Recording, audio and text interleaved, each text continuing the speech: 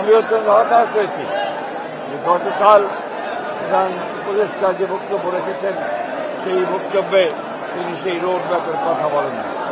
আমরা হতাশ হয়েছি যে তার বক্তব্যের মধ্যে তিনি স্বাধীনতার ঘোষক শেখ জিয়া রহমান বীর মুক্তিযোদ্ধা বীর উত্তমের নাম একবার উচ্চারণ করেন, অথচ এটাই ছিল ইতিহাস। আমরা আবারও চাই না আওয়ামী লীগ যে ইতিহাস বিকৃত করেছে এখন আবার সেই ইতিহাস বিকৃত হোক, প্রকৃত সত্যকে উদ্ঘাটিত করে জনগণের যে আকাঙ্ক্ষা একটি গণতান্ত্রিক সরকার, গণতান্ত্রিক সরকারে যত দ্রুত ফিরে যাওয়া যাবে আমাদের সমস্যাগুলো ততই সমাধান হবে বলে আমরা বিশ্বাস করি।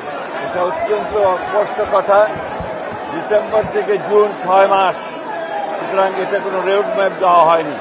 আমরা বারবার বলে আসছি যে স্পষ্ট রোড ম্যাপ এবং দ্রুত নির্বাচন, তা নাহলে যে সংকটগুলো সৃষ্টি হচ্ছে এই সংকটগুলো কাটবে না। আমরা বিএনপি ক্ষমতায় যাওয়ার জন্য নির্বাচনের কথা বলছি না, বিএনপি জাতির স্বার্থে, জাতিকে রক্ষা করার স্বার্থে, স্বাধীনতা সংহতিকে রক্ষা করার স্বার্থে বিএনপি নির্বাচনের কথা বলছে, নির্বাচিত পার্লামেন্ট এবং সরকারের কথা বলছে।